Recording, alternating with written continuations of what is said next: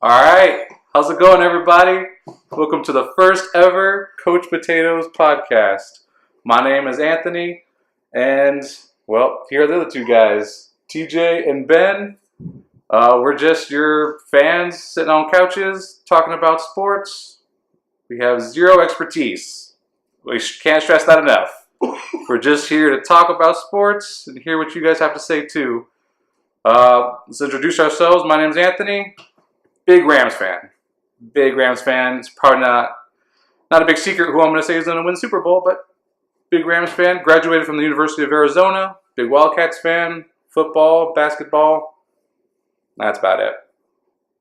And here are the other two. We'll go with TJ first. What's up, everybody? Name's TJ, also a U of A graduate. Chicago sports fan myself. Dad was born and raised there, so was raised watching all that. So Bears, Bulls, Cubs, Blackhawks. Also a U of A sports fan for college, like Anthony. Also a football and basketball primarily. Baseball when it's in season. Outside of that, I don't really follow anything else that we do. But yeah, that's me. And as Anthony said, I'm Ben. What's going on? Also a University of Arizona graduate, so root for them for all college sports. In the NBA, I root for the Suns. Was born in Phoenix, the hometown Suns. In baseball, I root for the Red Sox with a family connection. In football, I root for the Tennessee Titans, only because Madden 2000 was the first video game I owned. Eddie George was on the cover, so I kind of bandwagoned on that one. And then in hockey, since the Coyotes have sucked since I was born, I always root for the Avalanche. So that's kind of where my teams lie. Other random sports, I just root for people who people hate. So anything like golf or UFC, anything like that. So yeah, it's pretty much who I think is going to win the World Series this year and other teams I root for. Well, from that, I guess I'm the least rounded potato. That's cool. But what I also want to throw out there, man, I've known these guys since, you can laugh. That was funny. I've known these guys since middle school. I mean, I remember playing cul-de-sac baseball, finding a random patch of grass to play tackle football, just going to our local middle school, shooting some hoops, playing basketball. And yeah, it's been well over 10 years. You would think after all that we would have some talent, but yeah, we don't. that still eludes us. That's all right. The ball always goes in with my magic fingers. That's all that's important. But anyway, no, you guys don't like that either? All right. Well, we got to get one thing out of the way quick. You'll probably hear TJ and I call Anthony Bilf, because I don't think we've called him Anthony since middle school, like you said. If you don't know what Bilf is, yeah, you're going to tell him? Replace Beaner for the first word in MILF, and if you don't know what MILF is, then go ask your mom. Okay. 2/3 of us are Mexican, so he can say that, even though he's the one that's not. So anyway, what we got for you guys? I mean, we're just going to start talking about some sports. Got on the docket. So all right, yeah. So at least we're going to touch upon. NFL starts this Thursday. Want to look at the divisions, see what we think, and then talk about some of these big contract trades. These $100+ million that we're never going to see. So I mean, let's kick it off. I mean, like I said, I'm a big LA Rams fan, so I want to talk about Mr. Donald and then Mr. Mack up one of them. If y'all don't know, Donald got a $135 million deal for 6 years. He was the highest defensive paid player for a day. One day. And my Bears swooped in. And then made Khalil Mack the highest paid. 6 years, $141 million. Raiders looked at what Donald got and said, nope, you can take your ass to Chicago. And that's where he went. These contracts are ridiculous, though. Like, I mean, these guys are good. Obviously, these guys are good. It's like, but, I mean, $141 million for a linebacker? Like, great. Like, yes, he's arguably the best linebacker in the league. This is a dumbass question. Is he defensive line or is he linebacker? He plays either defensive end, or the edge back. But like $141 million. I mean, a $90 million guaranteed, $60 million due at signing. Like, holy shit. That's insane money. But I don't think anyone, since he's been in the league, has more tackles for loss. Yeah. And you talk to any expert, they'll tell you that, with the exception of quarterback, the next thing you need is pass rush. Well, which one are you talking about? for most tackles for loss. Maybe Donald. Maybe Donald's one. Donald or Mac are definitely 1-2. I thought this was interesting because personally, again, could be because I'm a big Rams fan.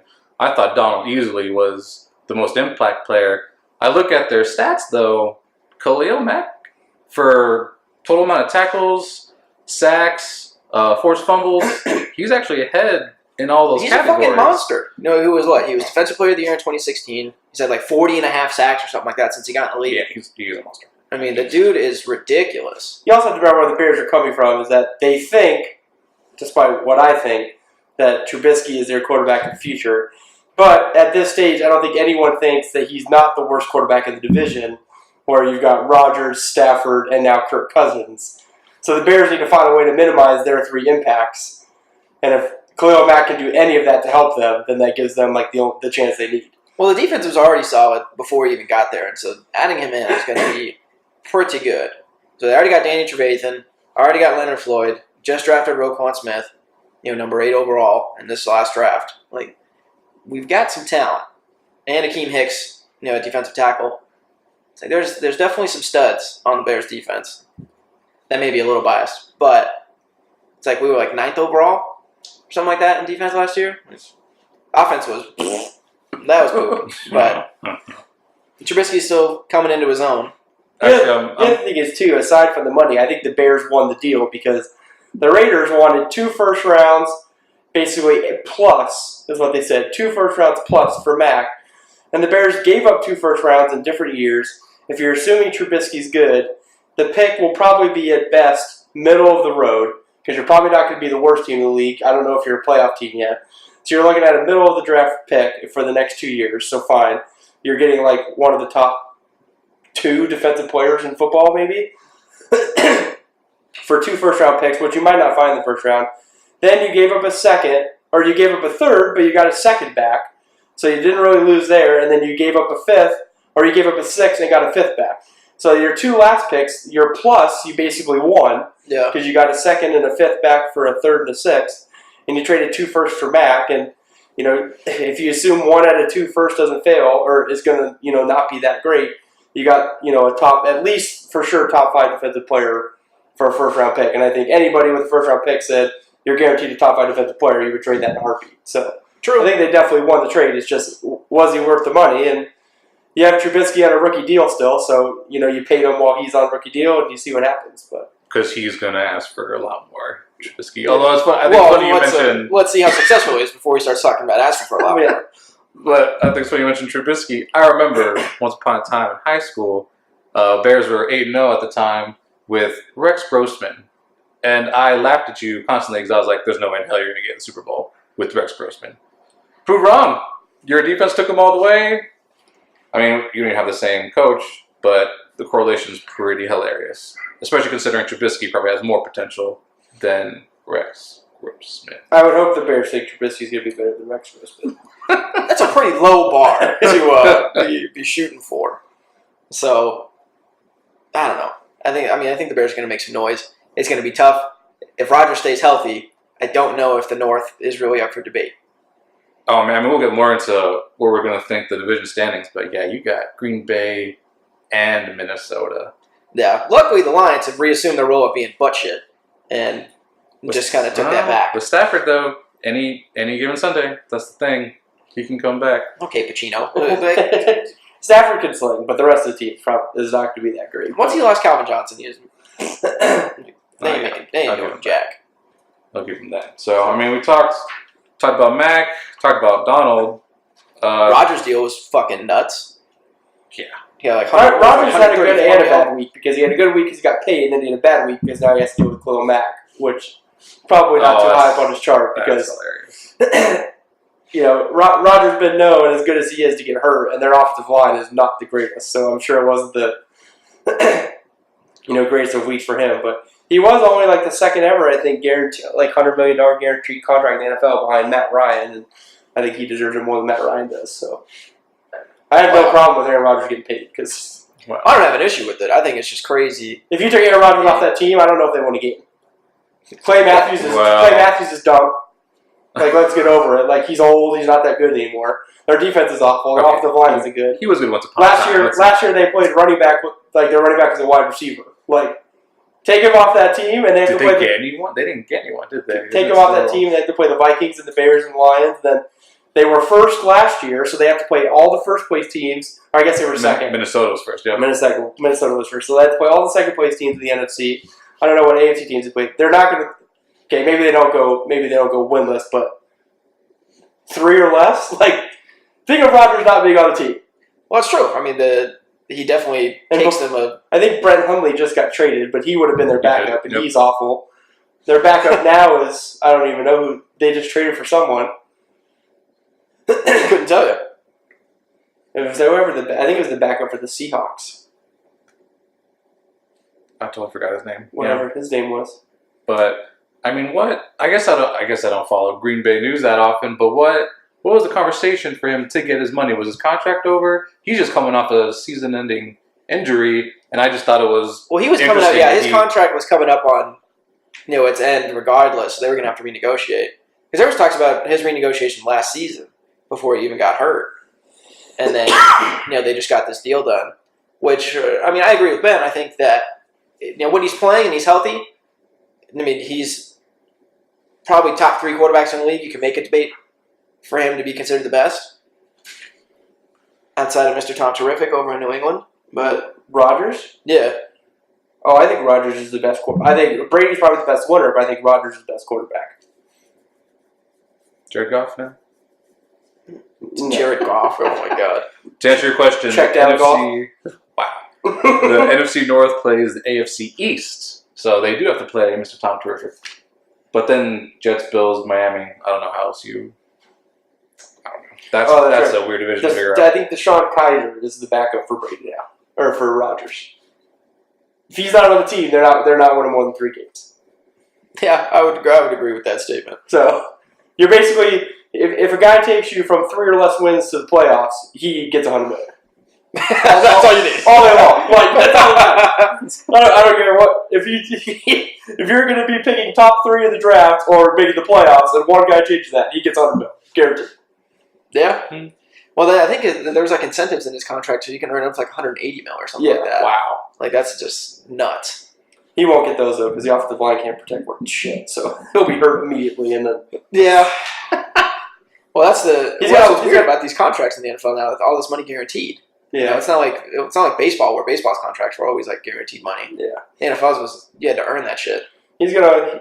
Rodgers has to learn the Brady thing of just the instant you sense pressure, just fall on your ass. Just Brady's phenomenal, but he's learned the ways of just not getting hit at all. Which is, if you just have any inkling you're going to get sacked, just fall down immediately, just so you don't get hit. Man, how foolish of Rodgers to try to get yards with his feet. You go down. Yeah, Hey, especially as he gets. you won 5 Super Bowl rings. That's what you do. Yeah, especially as he gets older. Yeah, Rodgers probably just like, God, if he just had any defense like the Patriots had, or just any help. Not that the Patriots had like all-star running backs, but they at least had people that played running back playing running back.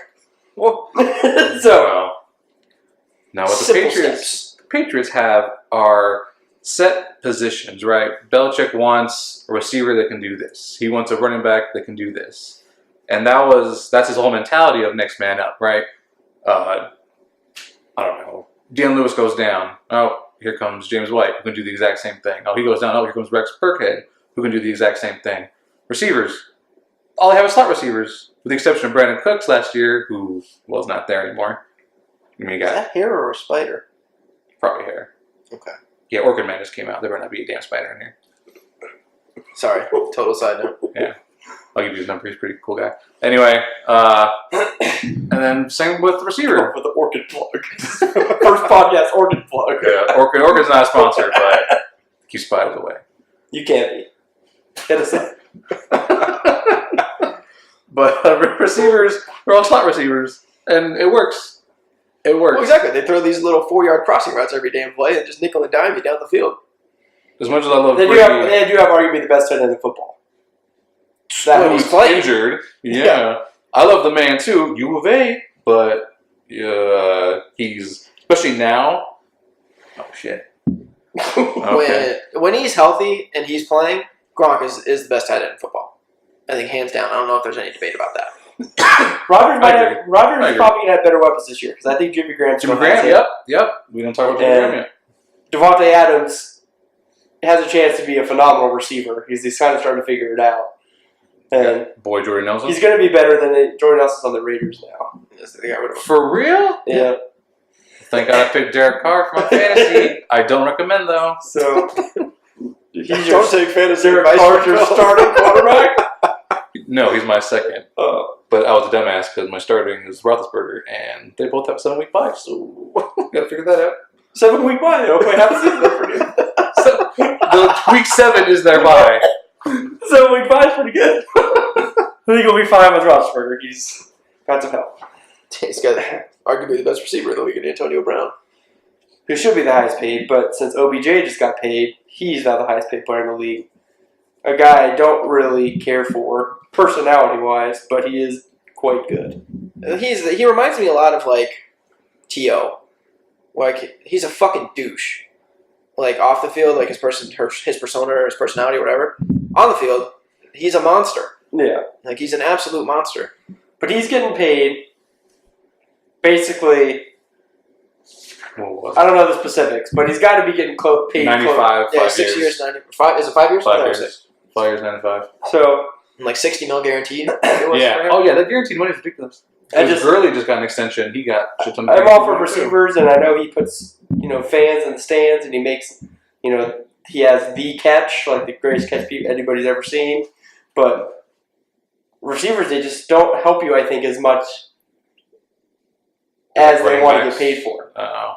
Because, Yeah. I mean, he does help out because, Eli will throw like a 7-yard slant and then he'll take it to the house just because he'll outrun everyone and he's just disgusting. And they'll bail Eli out for being Aaron in 90% of his throws, so he just makes incredible catches. But if it's not thrown to him, he's not helping you. And, they have to, none of your other receivers are that great, so they're just going to play single man on him, put one over the top on Odell, and then load the box on Barkley. And I don't know if Eli still has it. So I don't know if he impacts you as much as like Rod, I think the NFL in of itself, the main thing is like the quarterback position. It's either how to be really good at that position or how to stop the other team from being really good at that position. And I mean, I guess Odell helps you be decent at that position because he'll make some catches that maybe other people don't. But he doesn't. There's not that many that come up. I mean, he makes all these one-handed catches in warm-ups that just make all the fans go crazy. But I mean, I'll make the argument for Antonio Brown. I mean, as much of a stud receiver he is, he's also a return man. Like, I think that's pretty big of him to put his body on the line when that's not what's getting him the big bucks.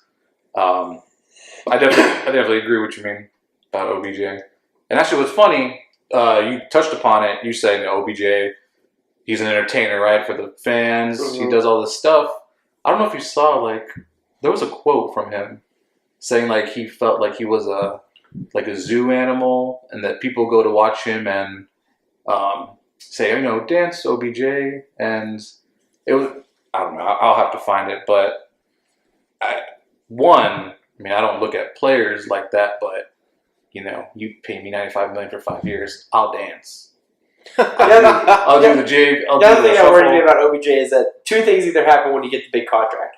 You either play inspired because you want to prove people that you deserve that money, or you could be like Chris Johnson when he got paid with the Titans, and you could coast. And then you just become awful after that because you got paid.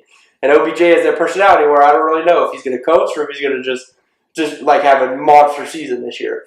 And he strikes me as someone who could just coast now that he got paid.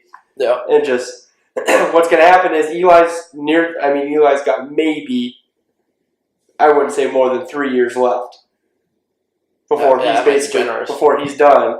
And now obviously you're going to have to draft a quarterback. He'll be on a rookie deal, but that's going to be your only option because you don't have money now in the cap to sign someone unless you get rid of, they just spent all this money last year redoing the defense with Janoris Jenkins and Olivier and all the other people they signed to bolster the defense. So he's a defense wide receiver. You didn't pay the best, the most important position in football yet. So Yeah, I don't know.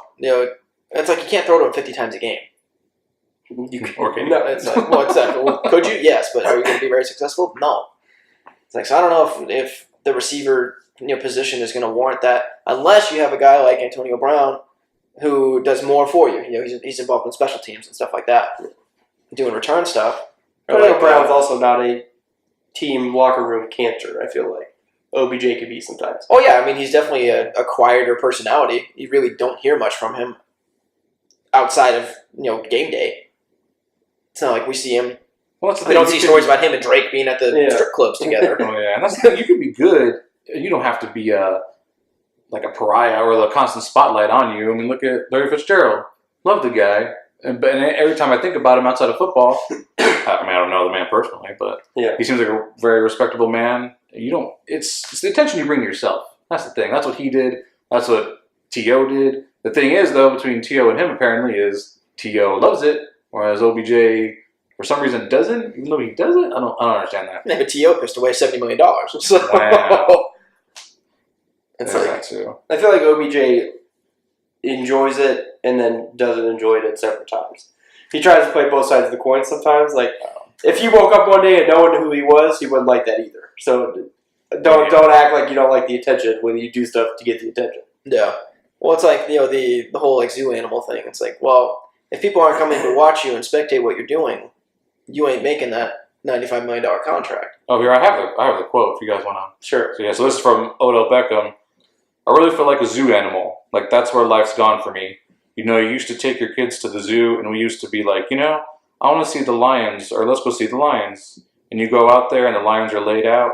You know what I mean? And it's like, why aren't they doing lion stuff? You know what I mean? Oh boy, he says it a lot. Like I've got people who call out Odell dance like I'm a show punk, a show monkey or something. And I mean, it's pretty dark way of looking at things. But again, as we just said, if you don't want the spotlight, again, it's not. And again, you can play football, not have the spotlight on you. It's just what you attract, and he definitely attracts that just because of his antics and all that stuff. Again, Julio Jones, Antonio Brown. Antonio Brown's a lot more on the spotlight. Like he's on commercials. I follow him on Snapchat just because he's hilarious. Got Julio Jones. that Madden curse this year though, so avoid him in your drafts. I had to get him. Julio Jones. He's, I would say, one of the top 3 receivers. Problem is, Odell can say that, but then Odell also puts videos on Instagram Live of just like snorting coke off the strippers. So, how much do you really not want the attention? Like, what person at the zoo told you to go do that? The ones that paid him $95 million so he can afford it. Yeah. I don't know. So, He's going full Kardashian, like sex tape to get himself out there. Is that the secret? Is that how we're getting $95 million? So can we talk about this hit rule thing? Because there's some stuff in the preseason How fucking with this stupid it is. hit rule. So, sidetrack a little. Urban Meyer, college football, just so we can set this up. The whole thing with him about hitting women or whatever, what he knew, and then this rule in the NFL. The first thing I thought of, it's like the game of football would rather us just hit women than hit the other people playing the game. Because, I saw, some of these hits, the guy, first of all, the running back and the receivers always, scrunch their body up when they're about to get hit.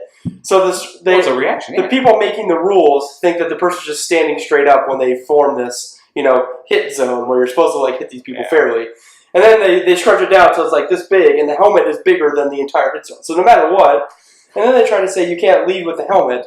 Unless you run at them standing straight up with your arms out, I'm not sure if or you just jump karate kick them first. How do you not lead with the helmet? It's the front of your head. Well, exactly. It makes no sense. That proper tackling technique requires you to lead with your head.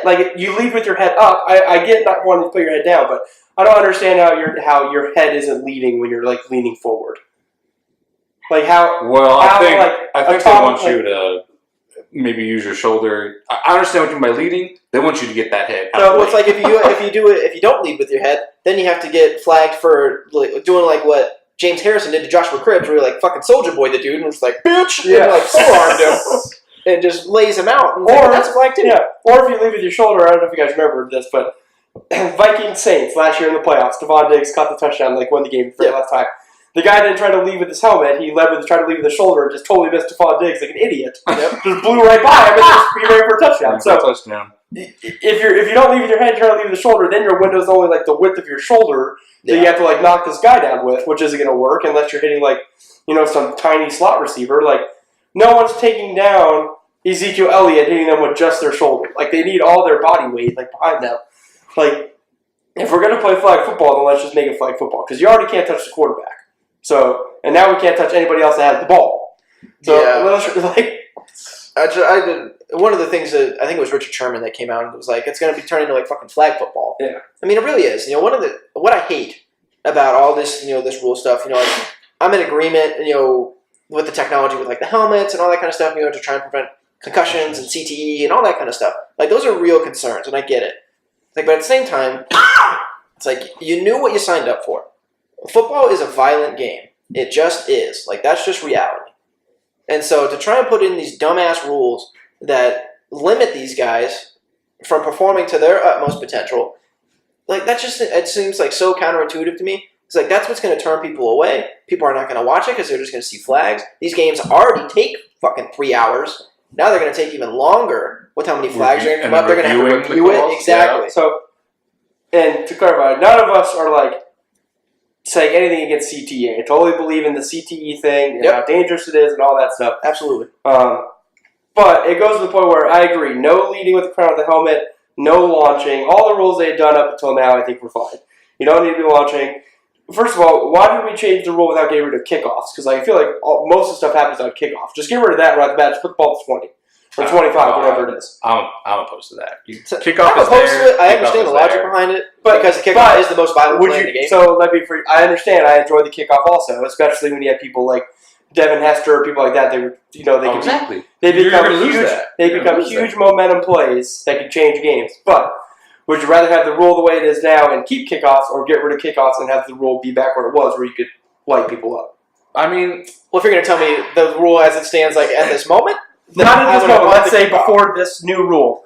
Let's say this past offseason they either made this rule the way it currently is, where you basically can't touch anyone, but they kept kickoffs, or they had said, we're not going to change that. We're going to keep it the way it was last season, where you could still actually somewhat hit people, but we're going to get rid of kickoffs. I'd rather them get rid of kickoffs. I'd rather keep kickoffs. I think they're too big of momentum swingers. You have the excitement of the return guys. Who knows? A kicker could go shankopotamus, shank it out. You get it at the 40. All of a sudden, momentum swings. You're taking away all those variables. Yeah. It's like I think the kickoff's too important to play to get rid of. You know what? This season's going to be a big indicator. Preseason, we're already getting hammered with all these because you have targeting, leading with the helmet, helmet just the helmet. Even if it's a clean hit, you just can't hit the guy's helmet. But what we're going to see in the regular season, maybe they'll learn from the preseason and go, okay, this is under the new rule. This is not under the new rule. And maybe they adjust in the preseason. In the regular season, though, if we start seeing these calls a couple times every drive, we're going to have problems, and I would rather get rid of it entirely. I don't know how you... If it's supposed to go both ways, like the offense is supposed to call for this as well. Yeah, that's what You can't have people like Adrian Peterson run the way he does. Lowering his shoulder, lowering his head to try and burn some extra yards and lay out some contact. I wouldn't even just say AP. That's what most running backs do. They put your head down, lower your pads, and you get through the goal line. Yeah. That's what you do. Man, it's like, what are you gonna do in goal line situations? Yeah, like you're just gonna hopefully that your O line just like cleared, parts the Red Seas for you, so you don't have to lower your head. Yeah. I know it's in because of Ryan Shazier, unfortunately, he hit someone the wrong way, and he's the one that got, not punished, but got the brunt of it. But the thing is, you're not gonna. How many quarterback rules are there to protect them? They get injured every year, so you can make all the rules you want. Something new is going to happen to the point where we're playing flag football now or two-hand touch. It's a deep rabbit hole, and again, I'm so bad for Ryan Shazier. You never want to see a player anything like that happen to somebody, but you just can't protect every facet of the game. You can't kitty corner the factory of the game. I mean, I don't know what you do, to be honest, because there's this. If someone gets hurt this season, what do? They make another rule? It's really ridiculous. I don't envy defensive players anymore. I don't think any of us are saying that they shouldn't try to make the game safer. I just think there's a fine line between making the game safer and then making the game unwatchable. Well, exactly. And we're flirting with that line right now because... we're absolutely flirting with that line because the whole... It's the same reason why people love to watch like MMA and the UFC stuff. Like, violence is attractive to people. Like, that may be a fault of humanity, that we enjoy watching each other beat the shit out of each other. but it is. Like, that's what puts fans in the stands. We want to see those big plays, the big hits, all that kind of stuff. And it sounds cruel, but, like, no, like, SportsCenter top 10 no play's going to make it for being a high-quality, like, tackle. Like, oh, wow, like, that was a textbook tackle. Like, no one wants to see that. Like, we want to see Ray Lewis fucking light a dude up and, like, blow him 5 yards back. Like, exactly. It was the guy who blew up Reggie Bush. That was first Yeah, game? like- yeah. Like, we want to see that, and we want to see, like, butt fumbles. Like, that's what we want to see. Or The not franchise. We don't want to see, like, that's a textbook, like, ankle grab tackle. Like, we don't want to see that Yeah, shit. like, nobody cares. That's the other thing, too, is that now that you basically can't aim from the waist up. So people are just going to start going for the knees, and that's why players like Gronk, who could have had, Gronk had his, he had back troubles and everything, but he's also had leg injuries because he was so massive, and you couldn't, like, leave with your head or your He is shoulder. massive. Yeah. And you couldn't, like, so the only thing they do is they just aim for his legs, and that's why he's had so many knee problems. Like, he could have put up monstrous record-breaking tight end numbers that we might have, like, never seen again. And actually, you're starting to see running backs. Me personally, I'm seeing all these people hurdle more because what are they doing? They're going, I'm not going high. Yep. I'm not only am I risking a penalty, but this dude's going to truck me. I'm going to go low. It could just be me, but I'm seeing a lot more people getting hurdled. And because now running backs know that. Yep. Now running backs know, okay, well, they're not going to hit me high. They're too scared of me. I'm going to go over them. I mean, now those plays will make your top 10. Yeah. Well, you're seeing more of those plays on the top 10, but I think that's probably a good reason why. Is because they don't want to get their ACLs blown out because these guys are shooting for their knees. Yeah. I think the rule the way before was fine. Just, try your head. I still don't understand how you don't lead with your head just at an angle. Anyways, I don't get how that's physically possible. But I think you can't do the crown of the helmet. Like, your head needs to be up because that was like Shazier's problem. Was you don't like you want your head up when you tackle. That's like the proper technique is your head up. Well, it's not like hockey. You can't like hip check a guy. Yeah, if your head's up and you don't launch, but you hit someone, I think that's where you need to be like he did everything right. Like, that's just the nature of the game. If he's launching, if he's leaning with the crown of the helmet, yeah, I agree. Like if he's going helmet to helmet, like if he's launching with his head up and he still hits the helmet, okay, like I'm fine with not blowing up someone's head in midair. But if he hits like the chest and he has his head up and it just happens to be a bang bang play, like I hate that now. Like the defensive receiver thing, I get the safety thing, but again, like now it's like your hand is the only thing you can use to like jar the ball loose. Yeah. And then if you touch anything but the ball, it's pass interference. So yeah, well, it's like, oh, hang on, receiver, catch the ball, and I'll wait for you to come down, and then I'll hit you. Yeah. Like, no, I'm going to light your ass up in the air. What I and will try say to knock this ball though, loose. the DBs they kind of have a catch-all or kind of a way out because so long as they're quote unquote going for the ball, you can do whatever the hell you want to that receiver. You can go over them. You can stick your arms under their damn arms just because you're going for the ball. So I understand that, but that rule that definitely plays more towards the defensive player because they go, well, sure, you grabbed him, but he was going for the damn ball. Yeah. Again, what it all comes down to, these rules are made to better the game, make it fair, make it more safe. It's going to be the interpretation of those rules is what's going to screw it up. some rules are made to do that. Yeah, What? well, I wouldn't say they're all made to better the game. Taking I out think it's designed to be safe. celebration is like the dumbest thing of all time. Well, Okay. I'd rather people just celebrate, just come up with the most elaborate things because I think people find that entertaining. And if you don't find it entertaining, well, too bad. OBJ doesn't find that entertaining. Well, He it's definitely, thinks he's it's a zoo entertaining. animal. Like, It's entertaining, but at the same time, I mean, you have the sportsmanship argument. And it's like, have you never scored a touchdown in your life? Like, come on. that's true, that's but bad. then these are 25-year-old men. Like, if you can't handle someone scoring on you, you shouldn't be playing the game. Like, true. You want a participation award at the end of the game because you played? Like, if you don't want to just dance on you, stop for dancing. Oh, no, Very true. That's all I want. Very true. Well, it's the same. I guess it's the same thing of like running up the score. It's like, well, get better. Yeah. Don't let them drop 56 on you. We only get one game a week. If I'm up 42-0, I'm going to start running plays that I want to try out in later games. Oh, If you yeah. can't stop them, And you act can't like stop. touchdowns are just so abundant. Like, this That's is true. my first touchdown game. I'm flossing if I could. I'm doing... Plus, you Everything I don't, can. you don't want people to run up the score until Brady's playing their team, and you have Brady on your team, and you're down like 100 points of fantasy. You want him to run the score as much as possible. Oh, exactly. Go for fucking 10 touchdowns. I don't care. Just give me what I need. Yeah, I don't know, man. All these rule changes are they're weird. Like, it's just weird to me. I have a little sidebar on rules. The one that I don't understand why people don't take advantage more is pass interference. Where, like, if you throw it deep and you just, like, short throw it by, like, 5 yards and the receiver just pretends like he's trying to come back to the ball. Uncatchable, though. And, like, he runs into... Okay, maybe not 5 yards, but... Well, the problem with the uncatchable is, like, that's so subjective. Like, Especially when you have people What's like OBJ, uncatchable? like, he just catches everything. Like, Yeah. what's uncatchable Julio Jones? Like, he had literally about ready to throw to the stands. Yeah, that's pretty tough. Yeah. Like, if it's just anywhere near him. Like, so I just hate the one where it's like they just purposely underthrow it a little bit, and then the guy like acts like he's trying to come back. And of course the DB's behind him, and then they just pass interference every time. Yeah. Just, Well, so let's build on that. So then the other half of these rule changes is the catch rule. How they just tweaked that. So now they got rid of the survive the ground aspect. it's kind of more of a, I guess the rule now, it's not really a rule, it's more of like a guideline, because now you can kind of like, if it looks like a catch, basically, they're going to call it a catch. Is how they're Yeah, I mean, I get it. Obviously, there's been some pretty big plays. Calvin Johnson was kind of the first victim of this against the Bears. It's like 2010. When he had that was a touchdown. Yeah. No, that was a touchdown. The only one I agree with, I don't think Dez's was a catch, personally. I don't think you can go to the ground, lose the ball, like literally not touching it at all, and then re-grab it again, and then still call it a catch. Because Dez lost control of that ball. I'd have to see the play again. I haven't seen the play in a while. Like that ball bounced up onto his shoulder, and he had to grab it again. Like, I don't think his was a catch. And then who was the last one? It was last year, I think. It was like Juju Schuster or something like that. I think it was for Pittsburgh. It was Jesse James. Tight end of the playoffs. Oh, when he reached for the goal line? Yeah. Yeah. Okay. And then he reaches out with one hand, and then it came ground, loose when he hit the ground. Yeah, it's like that's garbage. See, I always thought they used to have the rule. I don't know if they still do anymore, at least for running backs, that the ground could cause a fumble.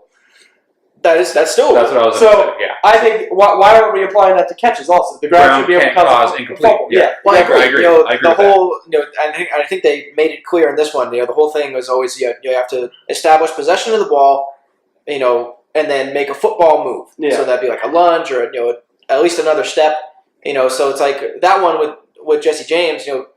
Catches the ball and then makes a dive to the end zone. Yeah. Puts it down, crosses the goal line, but the ball comes loose. That's a football move. How is that not a catch? Yeah, and I feel like once you catch it, take a step or two, and then dive, you've now transitioned from tight end to running with the ball. Exactly. So your rule has now shifted from he already caught it, now ground can't cause a fumble. Yep. And that should have been a touchdown. Honestly, for me, you catch that ball, you have 2 feet in.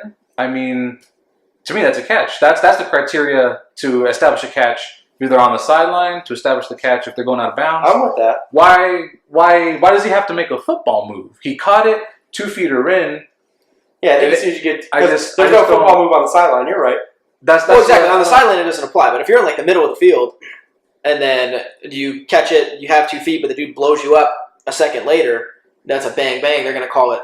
Well, if anything, might as well it's called a catch. Because if he blows you up, it's going to be a penalty, and you're getting 15 yards or first down. That's true. I understand that, but again, if the dude has it in his breadbasket, he's coming down, touches 2 feet, gets blown up, loses it. Assuming it's not a penalty. Well, I would say that's a fumble. But that's the hard part. It's so subjective because, if I catch it in my breadbasket, I've got it here, 2 feet in, and the guy blows me up. I don't fumble it.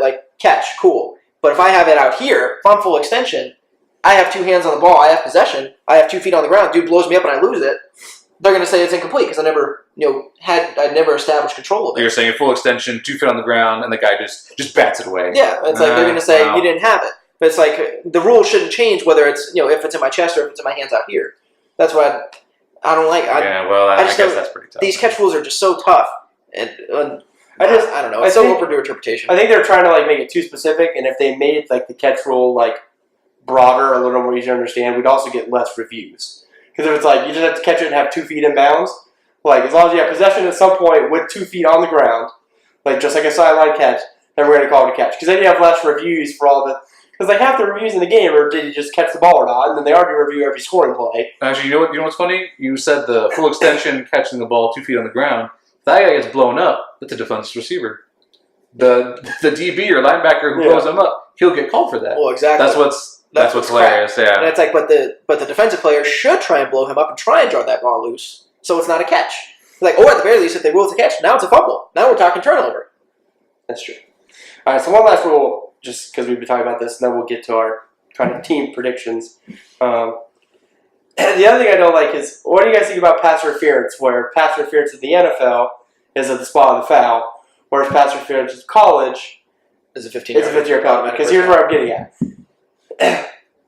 In college, a lot of teams, although they'll never admit it, they play it smart, where if they're getting beat deep, they just instantly PI because they only know it's only going to be 15 yards.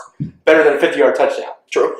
But in the NFL, they do the reverse. They do what I talked about, which is you run a guy deep, underthrow him a little bit, get the PI, and you set a 50-yard play, and then have to do anything. Yeah.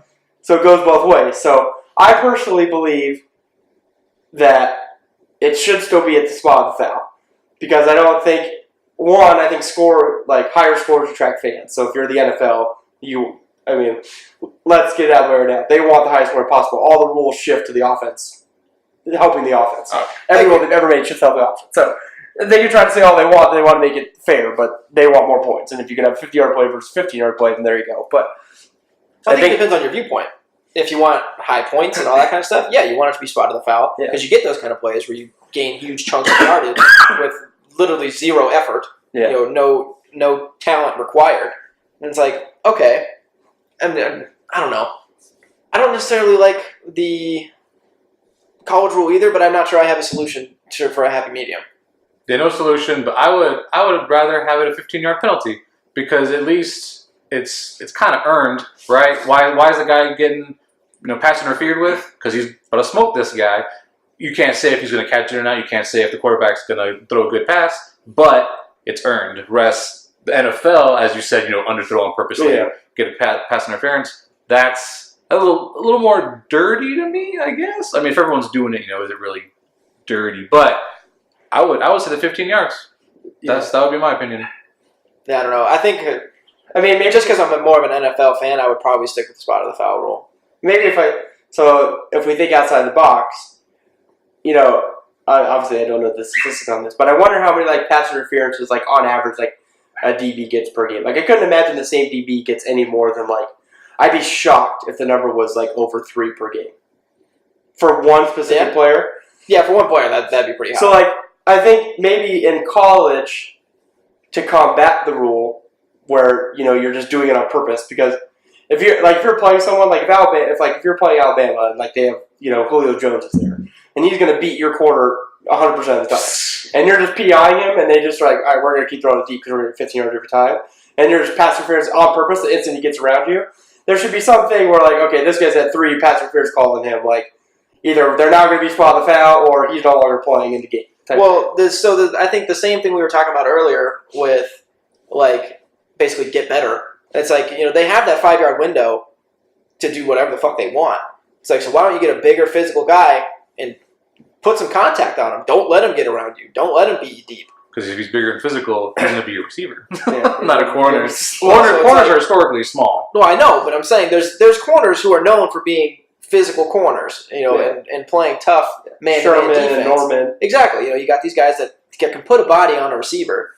They should try and do more to check them in that first 5 yards to make sure.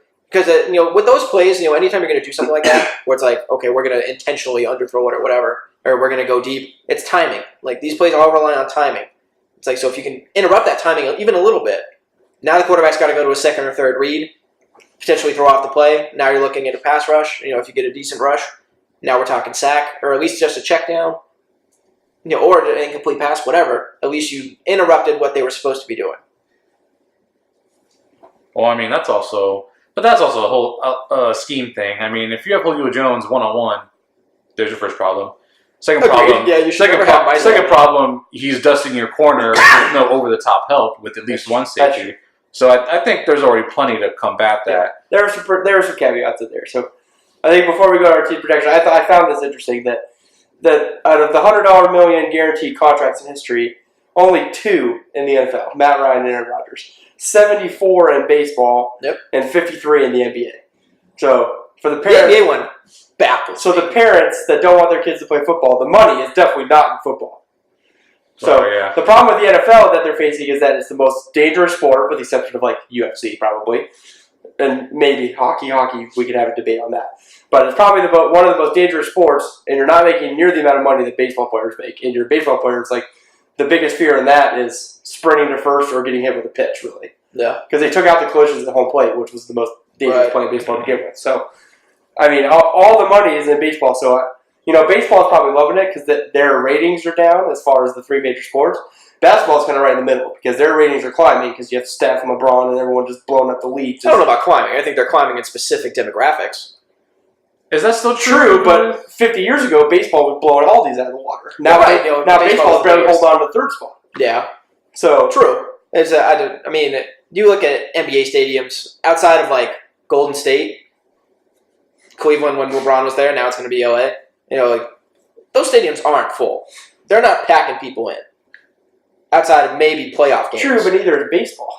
Well, I know, but baseball, it has such a historic fan base and such a wide fan base. I You will can get get that. away with it. You do get people like Fenway and Wrigley are always sold out, mainly because whether it doesn't matter if the Red Sox and Cubs are shit.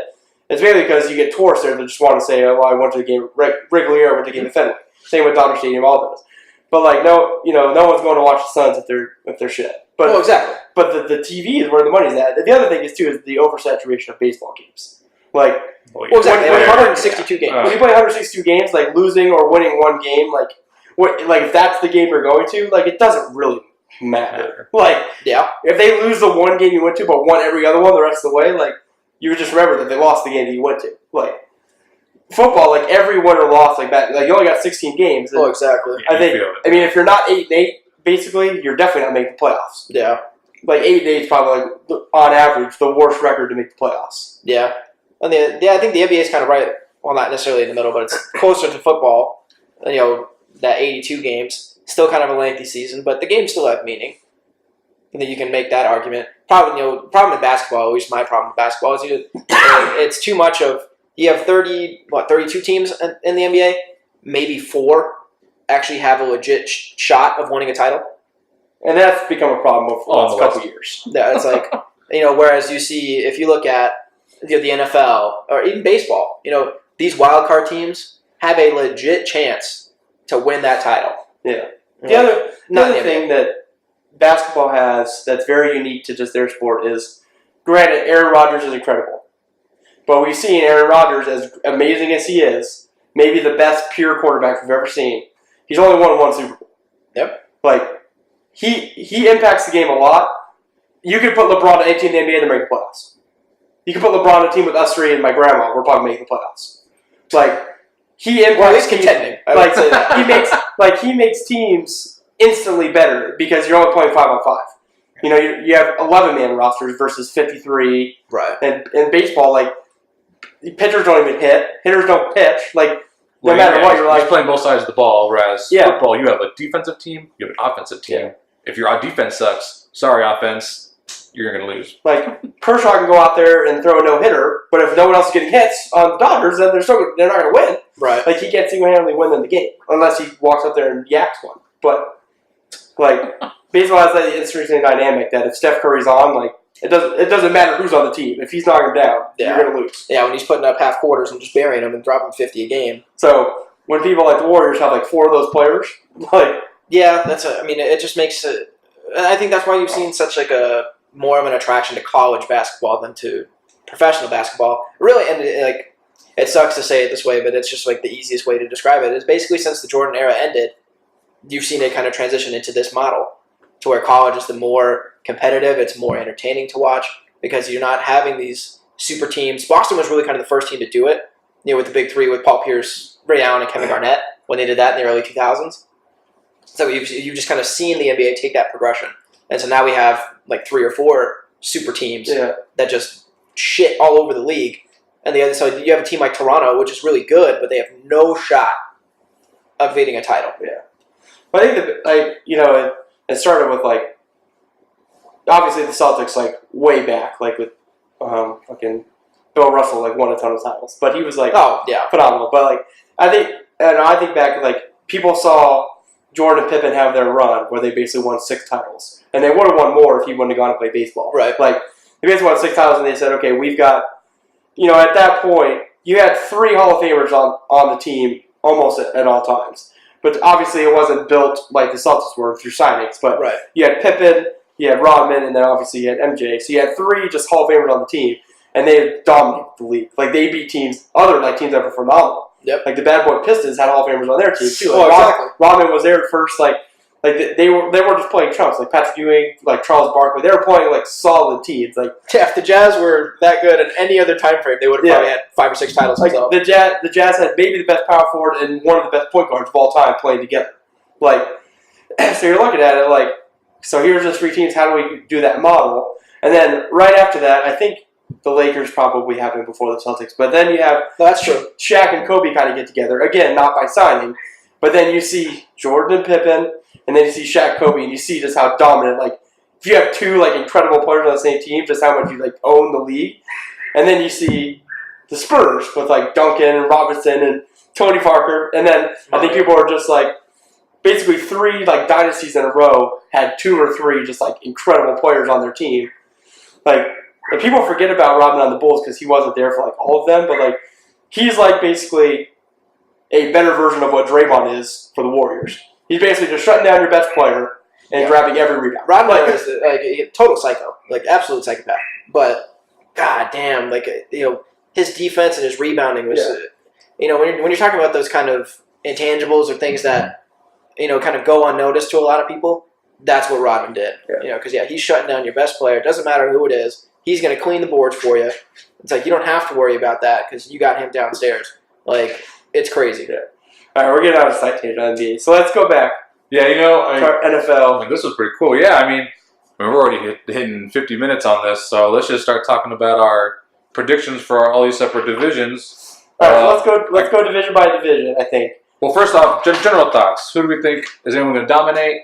Is there a team you were looking out for? Me personally, because again, Rams fan. That's the only thing I know. If you guys haven't figured it out, we were shit until last season. Pure shit. So who am I rooting for? Shit, till last season. Till last season. Yeah. What did I say? No, I think you said that. I just want to make sure that's what you said. Yeah, there you go. I was like, you guys weren't shit last season. Todd Gurley pooped on everyone. Oh hell yeah! So I'm rooting for the Browns. First off, You can root for the Browns all you want. They suck. No, they have made great strides. I'm not about to predict they're going to make the playoffs. I had hope for them until they drafted Baker Mayfield, and I was like, oh, you guys are fucking stupid. So, Oh, I'm actually, as much as I did not like Johnny Manziel, and I'm not a huge fan of those quarterbacks, I actually do believe in Baker. and he on has. what grounds? That's just, it's going to be poop. Oh no, he's not even the starter. They're going to go behind Tyrod, who took I think Tyrod the got hurt. Bills. No. I was reading that he was going to start Oh. week 1. I thought he got hurt one of the preseason. He did. I think he's fine. I could be wrong. But if he's going to be that backup role and he's going to go behind a playoff quarterback, whether you like it or not, I think he can develop. He can mature. He can do all those antics he wants in the NFL. As soon as he gets popped, he's going to forget all about that. No, it's all for nothing because they're not going to get by Pittsburgh. Okay. And I don't think they're going to qualify for a wild card. I understand that could be a moot point then, but at least for me, I'm not putting them in last. Those shitty Bengals. So again, I guess we'll start going by conference. Ohio football Looks isn't like doing too well. Tyrod is going to start. Let's clear that up. So let's go through division by division. We'll pick our winners, and then we'll work our way through the playoffs until we get to the Super Bowl. We'll end with our Super Bowl predictions. Alrighty, well, we'll go with AFC because that's alphabetical, I guess. AFC East: New England, Jets, Bills, Miami. Is that a question? So long as Tom Brady's on that team, the Patriots will win that division every single year. Yeah, I agree. Yeah. So I think we're all consistent that New England's going to win, but I think the Jets finish second. That's exactly what I have. Darnold has the most. He has the most potential out of the Bills. I don't believe in Tannehill, and I don't believe in Josh Allen.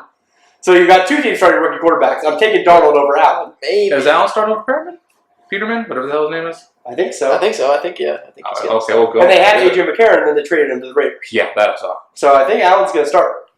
Oh, So good for him. I honestly, gunslinger. I believe in Darnold, and I like the Jets coach. Bulls. Yeah. Bulls. Yeah, I like Bulls too. All right, well there you go. New England. Look out for Darnold. Boom. I think Bills are the bottom, though. I think Bills will be a playoff team to last in division. Ugh, I have Miami at the bottom. Yeah, Miami sucks. I don't know. It's tough. That's Why are gonna you be a getting rid fight of for your the best receiver and you're getting Yeah, rid of your but best I running think- back in Ajayi? I don't understand that. Yeah, but I think Miami has the better defense. They still got Cameron Wake. Well, yeah, I'll give you that. Fair enough. Okay. That Miami always plays the Patriots better than the Bills do. The Bills, Yeah, but they still lose. True. It doesn't matter. that plus you got to remember though that the Bills were a playoff team and finished second in the division, so they're playing second place AFC teams all year, whereas the Dolphins are probably playing like last place AFC teams or third place AFC. And where teams did all that year. Bills quarterback go, Tara Taylor? to the Browns.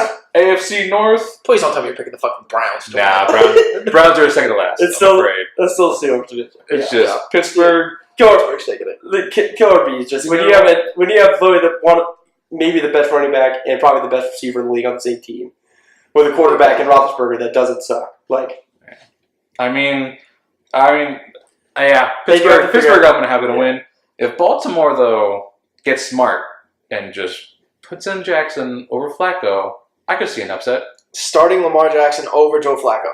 Yes. Super Bowl winning. A Super Bowl winning quarterback. You're going to start the rookie over him. Okay? Don't tell me you believe he's elite. You're the one that just said Tyrod Taylor, because he's a playoff quarterback, is going to lead the Browns to the promised land. Yeah, second to last in their What are you division. talking I don't know what promised land that is. Well, I'm not saying Flacco's elite, but one, they paid him a shit ton of money, And then he and no sucks. GM is ever going to pay a quarterback a shit ton of money and then not play him.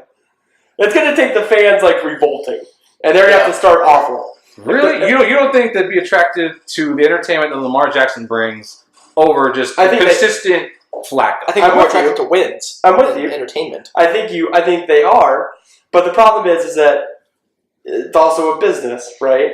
And if you start Lamar Jackson and then go over Super Bowl winning Flacco that you paid like $90 million, and you start the season 0-3, everyone's getting fired Yeah, because they're going to be like, "What the hell are you thinking?" Like, Yeah. but where if you start Flacco and go 0-3, then you're like, "Well, I mean, we started the guy we paid $90 million to who won a Super Bowl." Then you're like, "Okay, we understand that, but throw Lamar in." yeah, but how content are you by going, well, we're going to be second place in the division, but the conference sucks The anyway, Ravens really so gonna win I'm the going to Super be in the Bowl? playoffs anyway.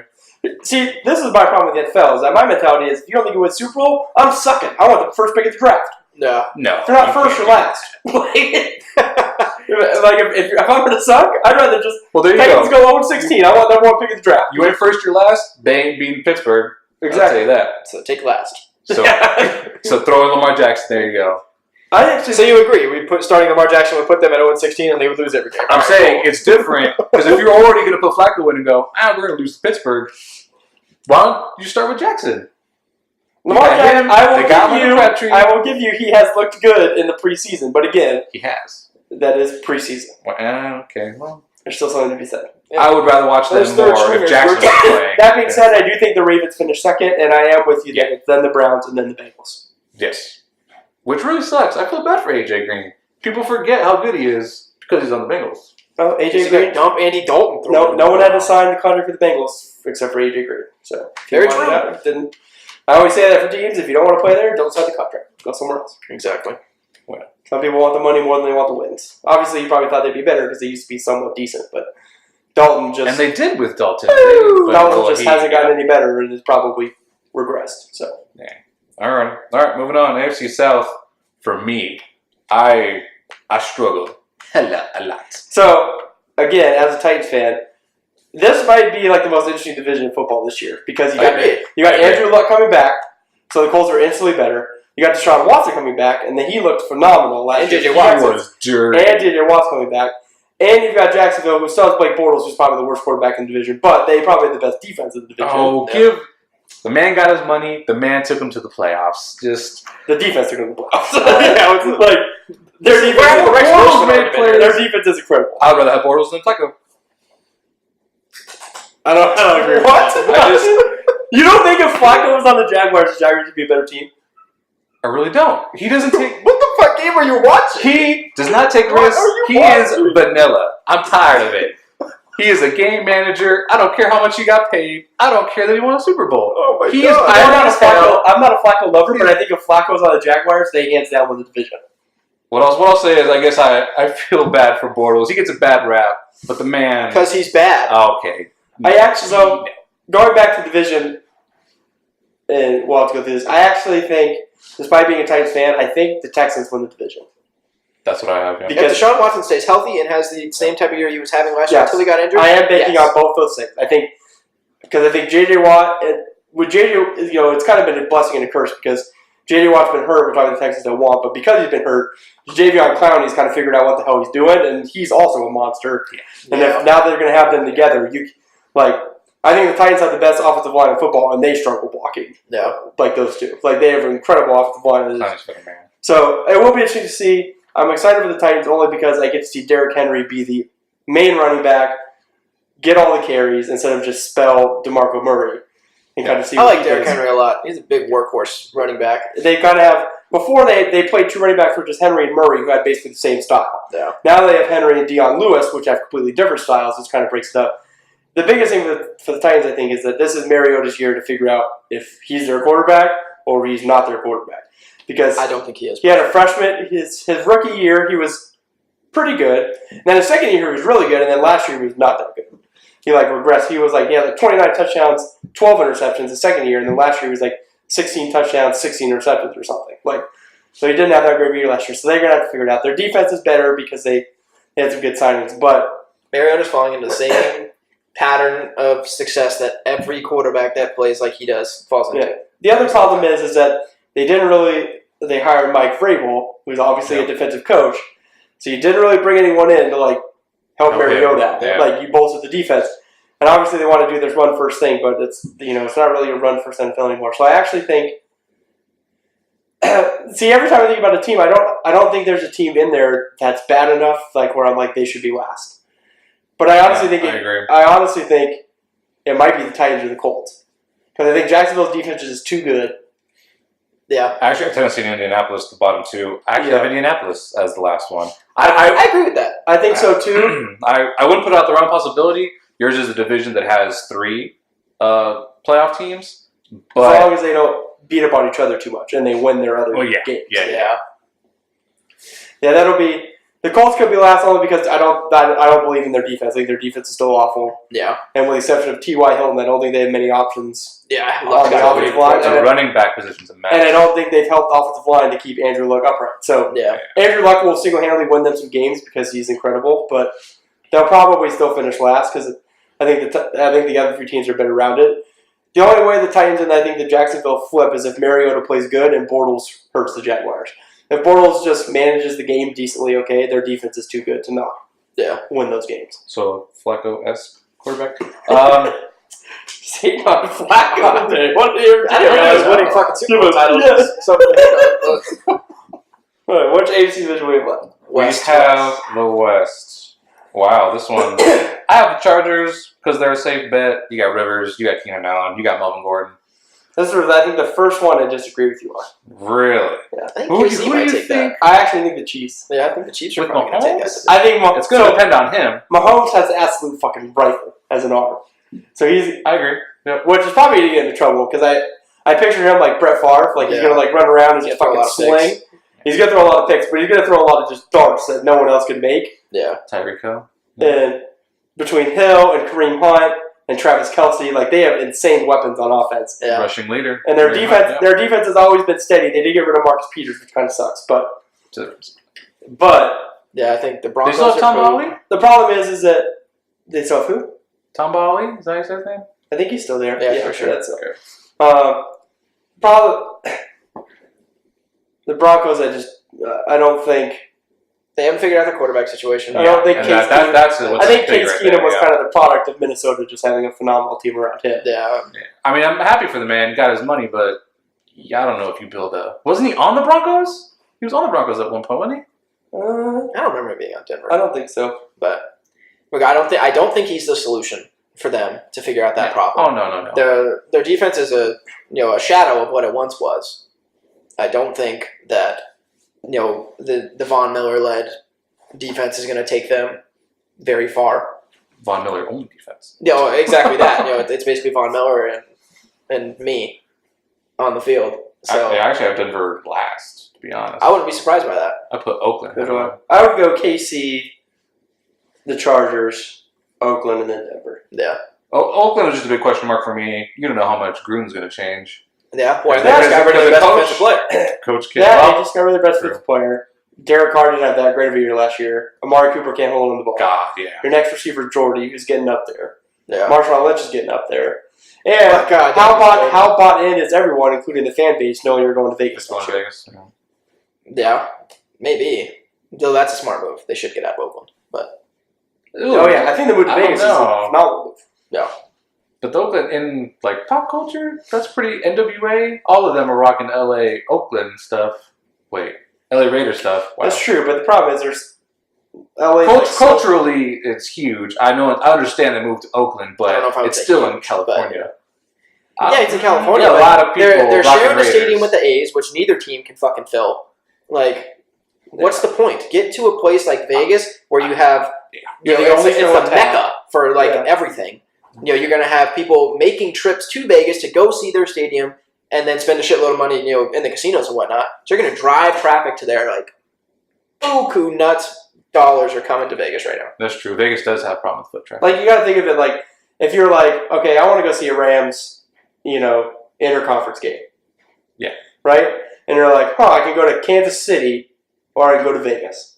Everyone's going to go to Vegas. Like, yeah, but Raiders, they have the black hole. They have a They still very have that. well established. They don't have that. Vegas is a black hole for my wallet. I'm pretty sure they'll still have that. Yeah, I'm just saying. I think they would have been fine had they built them a stadium. That was probably the biggest bugaboo they had. But where the fuck are you gonna build a stadium in Oakland? Oh well, That's why they haven't built it the past 60 years. I've never been there, so Like, I don't know where to put it. That and the fans that don't, but all that stuff always comes out like the taxpayers. And if they didn't want to pay for it, then they didn't want to pay for it. That's what happens. Well, exactly. San Diego. It's Yeah. like Yeah. Vegas has obviously got the revenue stream to support something like that. Yeah, thanks, San Diego. Now I'm not going to have a stadium all to myself. Jesus. Although if you're listening for San Diego, all hello. to yourself. You just own the Rams. That's what I wanted. Well, they're gonna go out of business pretty quick. They got one fan.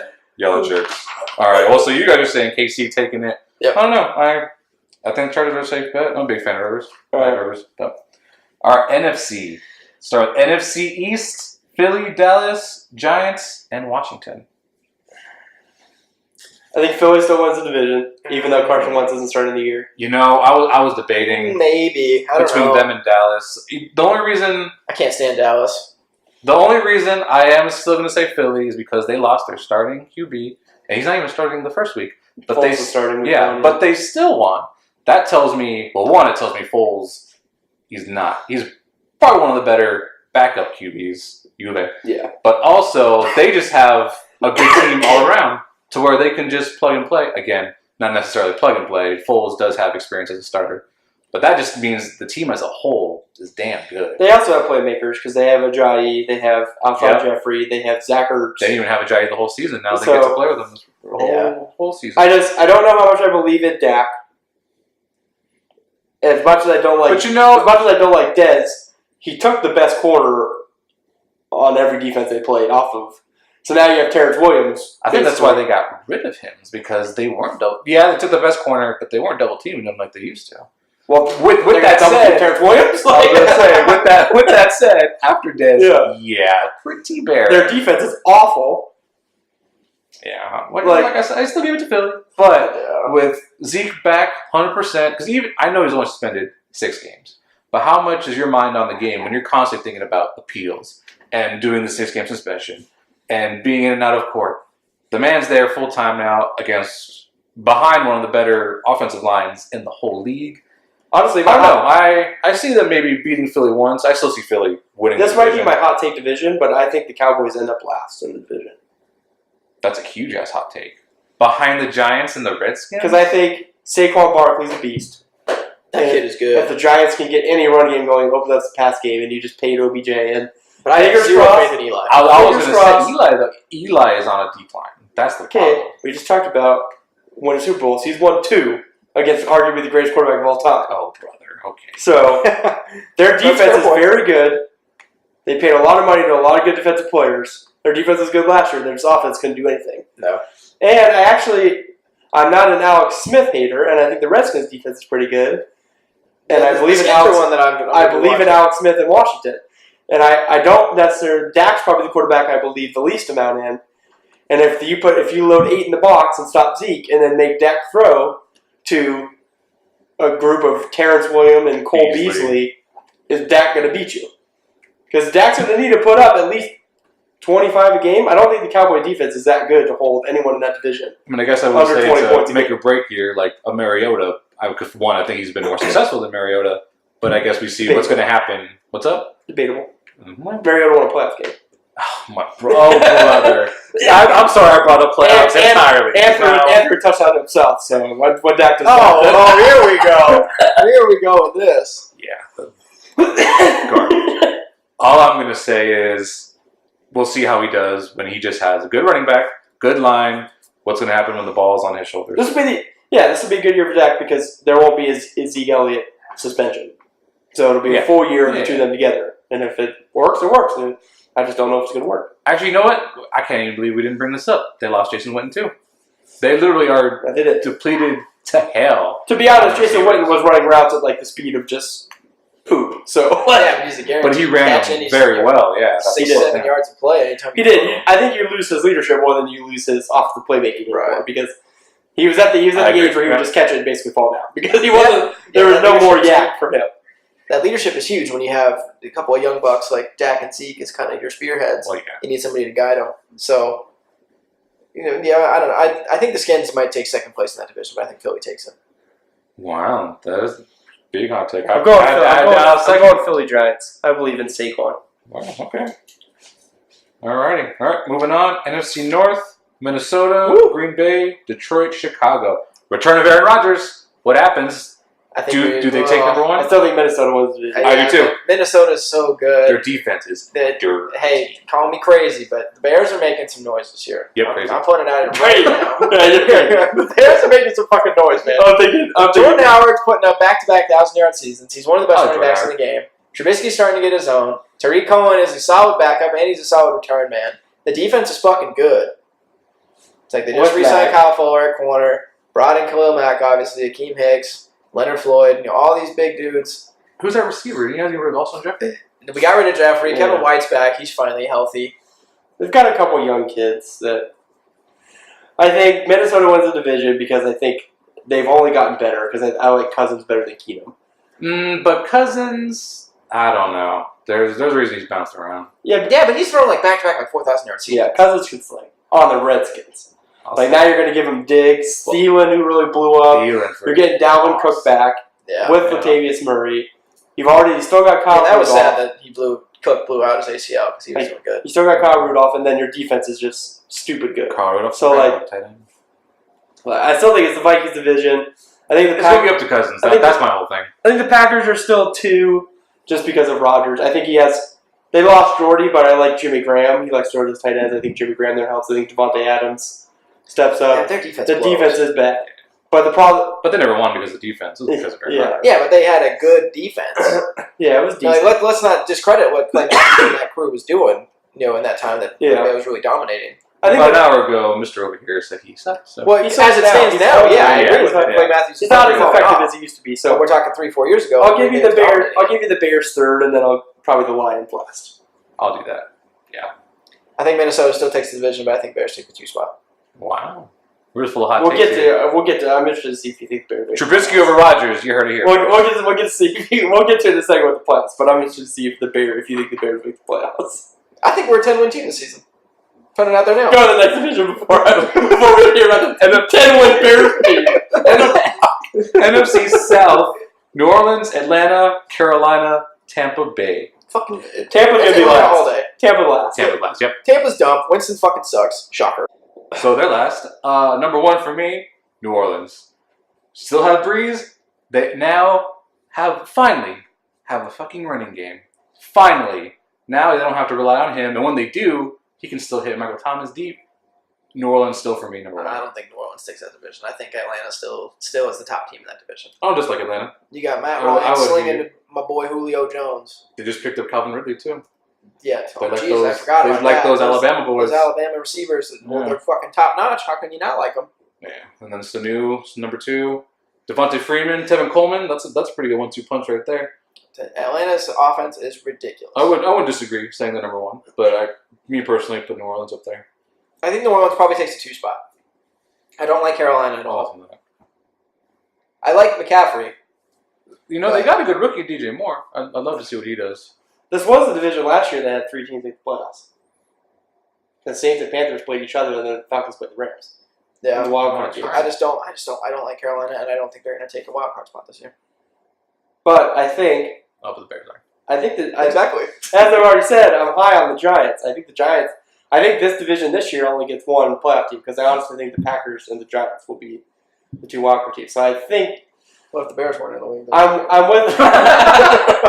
I'm with you. I think Atlanta is the ones. I think they get back to just slinging it, and their defense is good. And as good as the Saints are on offense, I still don't know if they figured out defense. And I'll give you that. Breeze is Yeah. getting up there. And I bet, I'm not saying it's going to be this year, but just like Brady hasn't happened yet. There's eventually a year that comes where it just you don't just take You one take a step hit. back, you take like 4 steps back. Mm. And it's going to come for Breeze sooner or later. It might not be this year, but and then I do love Drew Brees, though. Cam is so hot and warm that if he's bad, then it's real bad. Like Yeah. But last when year, he's warm, he's semi-bad. last year he was good. They made the playoffs, but it seems to be every other year. They went from Super Bowl to not make the playoffs to make the Yeah. playoffs. And That's heavy on his shoulders. yeah. So, okay, wow. So you guys have Atlanta. I got New Orleans. And then, Carolina, Tampa follows for me in 3rd and 4th.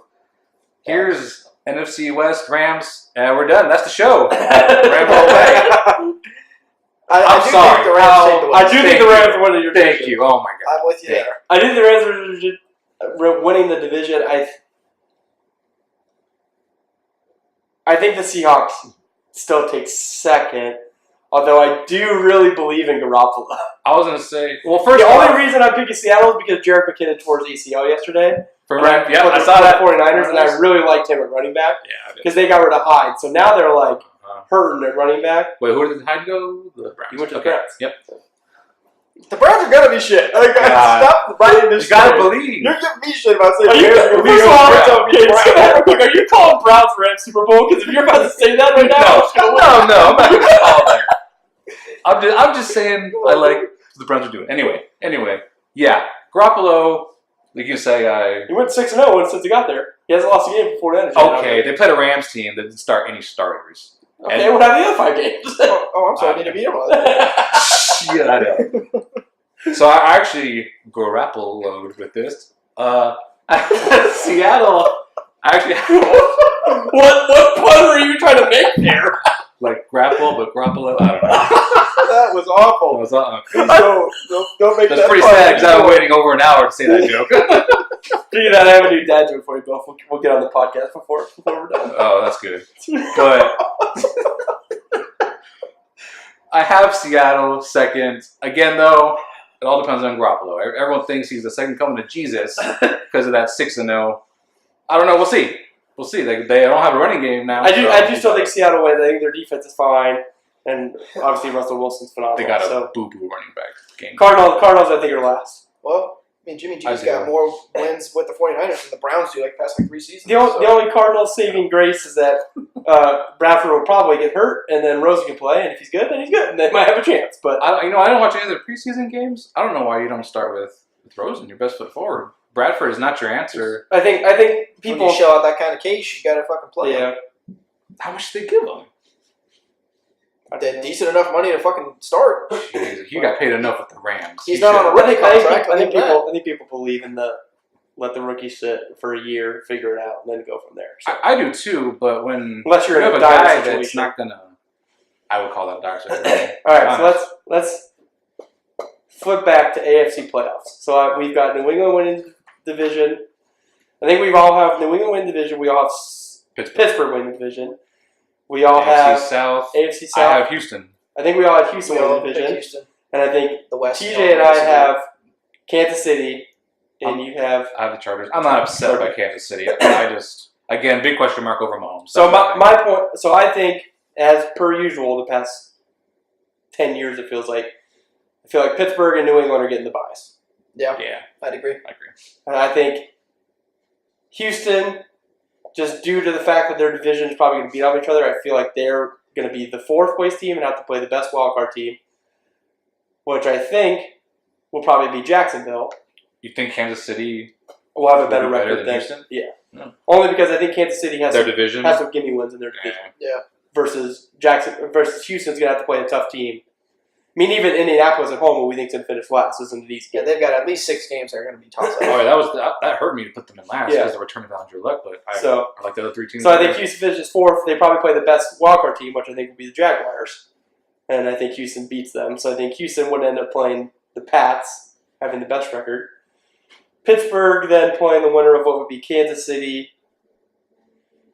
And probably the Chargers. I think the Chargers might make the playoffs. that was going to be mine. It was going to be between them Or you guys? You might have two divisional Baltimore, matchups in the but wild card game, I just the way it works Yeah. out. I'll go with the Chargers. And I think Kansas City wins again. So I honestly think it's going to be Pittsburgh, New England, and the AFC For the playing AFC, playing each other. It's boring, but hey, it works for them. They're consistent. They're good. You know, they. I actually think this is the year that Pittsburgh wins, though. Yeah, I mean, I have no reason to doubt it. I You would could've like said to New think England that, won. but like, so long as the Belichick Brady combination is there, I will always go in favoring New England. Always. That's true. It will be helpful if And if Gronk's healthy. the other thing that'll help the Patriots. I think that they, Ooh, you 'cause know, he's healthy. That's gonna be dirty. as good as I think, as better. I think the Jets will be better. I think the Patriots still have the easiest division to get through.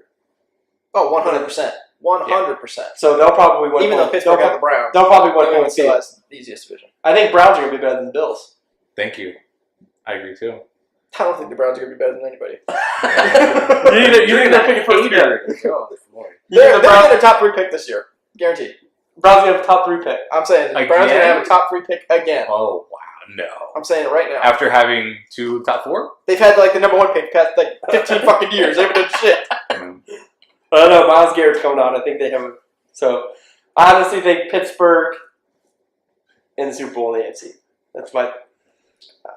Pittsburgh. You know, I would like to see it just because I fucking hate New England, but I think New England still comes out. I'm gonna say it's a big fat caveat, but yeah, if you have Gronk 100% the whole year, yeah, I'll give it to him. If not, and he goes down per huge, 50-50. I can go either way. I think that would be a great game to watch. I think the AFC is a little. The AFC is going to be like the West in basketball. Well, at least like the past couple years. Like, why are we watching it? We know the Warriors are going to make it. Like, Yeah. it's gonna be Pittsburgh, New England, unless the only other team I could see maybe seeing in there is if Houston or Kansas City. I think both could. If Mahomes and Watson are even better than I'm thinking. Yeah. If Mahomes or The Watson is Texans like could give the Patriots incredible. a good run for their money. Brady does not like to face teams that can pass rush. Yeah. So they've got 2 of the best defensive linemen in the game. I mean, that's why Peyton ended up winning a Super Bowl, even though he couldn't even throw the ball anymore. Was just because His Von Miller and defense, Marcus yeah. Ware just made Tom Brady just have a nightmare. Yep. So if Watt, the question is, can Watt and Clowney both be healthy long enough for them to play the Patriots in a playoff? Probably not. Yeah, they've both been plagued by health issues. So if they're both healthy, then and Watson's good, then maybe. But you have to be able to pressure Tom, and you have to be able to run the ball to beat them. I mean, if Watson picks up just You gotta where he left shorten the off, possession. yeah, Yeah, you I gotta can control the definitely clock. see him beating Brady. If he can pick up where he left Yeah. off, got probably one of the best receivers in DeAndre Hopkins. Yeah. I won't say it because can't Yeah, prove it here. just don't. I won't. Whatever. You can ask us later what I was going to talk about. Anyway, well, yeah, okay. So we have. Were you taking Pittsburgh? I'll take Pittsburgh. I'll Again, take big New England. ass. It's a big ass caveat again. If Gronk is there in the playoffs, yeah, New England all the way. I'm taking New England. I'll say I'm Pittsburgh just because I want some new blood in there. I'm scared of New England because they didn't play Malcolm Butler in the Super Bowl, and we still don't know why. And they didn't really sign any of the corners to replace him. Yeah, but that game was still competitive. Yeah, but their defense gave up a shit ton of points. And you can't tell me you don't think Big Ben's a better quarterback than Nick Foles. I do think. And that Antonio Brown's going to be the best receiver on the field, and that Le'Veon Yeah. Bell's going to be the best running back on the field. I agree. So if the defense that showed up to the Super Bowl is what they're running with this year, unless The Patriots have never had just an incredible defense, and I need this time frame that they've just been dominating.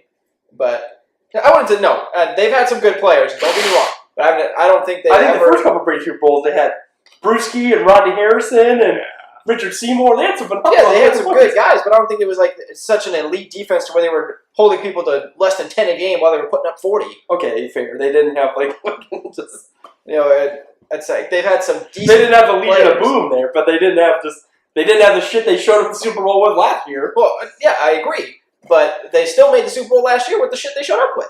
That's true, but I think the Steelers this year is a better team than the defense. Like if they show up, say they have the same defense this year, because I didn't see any signings. I don't really watch that closely with the Patriots, but their defense is probably going to be pretty similar to what they had last year. I mean, I think they're getting Dante Hightower back because he was hurt, but if their defense is slightly better, I think the Steelers are vastly better on offense than the Eagles were in the Super Bowl last year. So the Steelers just have a defense just anything near what they Are you saying had with or without Carson Wentz? without, because they lost Oh, the yeah, game yeah. with them not having much Wentz. So All right.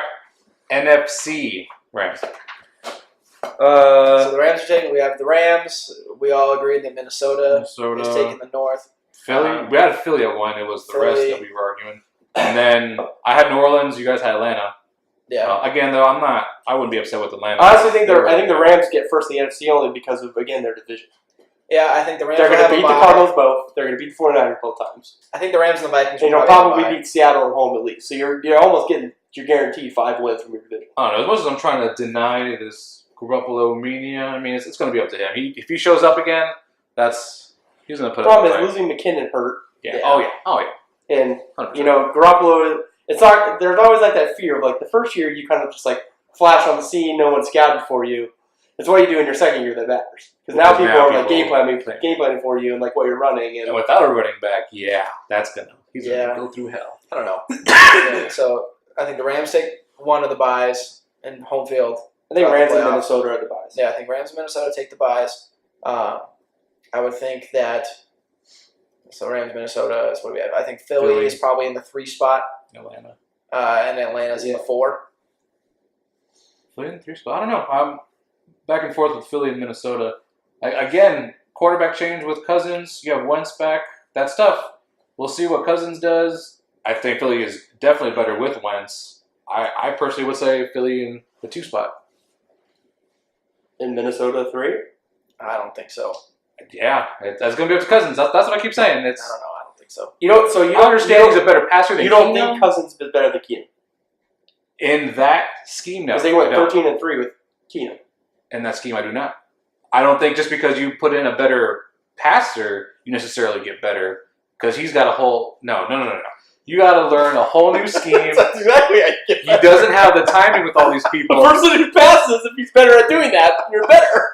No, but that's the thing. That doesn't mean the scheme is going to be better because he can pass it better. Keenum, he could be... Cousins could be a better passer, but Keenum did what the plan was, and he... 13-3. So you're thinking Cousins is going to get to the line and audible out of the scheme. What I'm trying to figure out what saying scheme is- they're running where passing it worse is better. What I'll say is I don't think they get any better because Cousins may be able to pass better, but if their scheme didn't even require a good passer to begin with, Okay, so then you know what? No. Let's put it. I'm going to say this. So they don't get any better. And say they lose one game that was close. They go 12-4. They're still getting a bye 12-4. I'm not saying they're not. I'm not saying they're not even making the playoffs. Okay, you guys are laughing. You just said So you're saying I've lost. I said they're number 3. That's not a bye. I just said they're making the playoffs. I get that, but we think that they're going to be one of the top 2 teams and have a bye the first week of the playoffs. Nah, I think they're number 3. Do you think Let Philly's me put it this way: you think just with the Cousins replacing Keenum, they're going to do better than 13-3? Is that No, what you're but saying? 13-3 was first place in the NFC. Yeah, I Yeah. think that they're at least equal to what they did last season, which will get them a bye this season. So I'm saying even if they go 12-4, I'm saying- they're probably a top 2 team. In So the what I'm NFC. saying is, yes, they're equal. I think with Wentz, they're now 3rd place in Philly second. But once played basically the entire regular season last year. Yeah. He got hurt like before the playoffs. Well, I can argue with that. And Dallas has Zeke back the entire year. And I think we, as high as I am on the Giants as opposed to you guys, I think we all agree the Giants are at least better.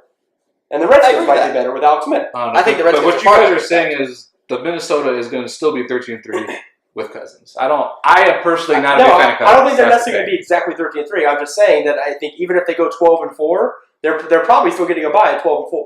Yeah. And I don't And that's I don't small believe in the window to Bears be as much as better TJ. So I think you've got Bears are a four. legitimate team. I think you've Call got it 4 that. automatic wins in the division between the Bears and the Lions. No. And you probably split the Packers. No. I don't know. I think you guys are too high on Cousins. The only thing I'll say about the Vikings, He threw 4,000 yards back-to-back years on the fucking shit Redskins. Yeah, and how did they do? That's not what we're talking about. The team. We're talking about the individual. yeah, but he Exactly. exactly. a phenomenal Who did team. that? But it was based So, around Keenum. I will tell you this. Okay. I will tell you We this. can go around circles with We this. could. I'll tell you this. I don't think it'll be because of the Cousins Keenum thing. The problem with the Vikings, though, is that they will have to play first place NFC teams this year because they finished their first last year. So when they're not. That's a more difficult schedule than the year before.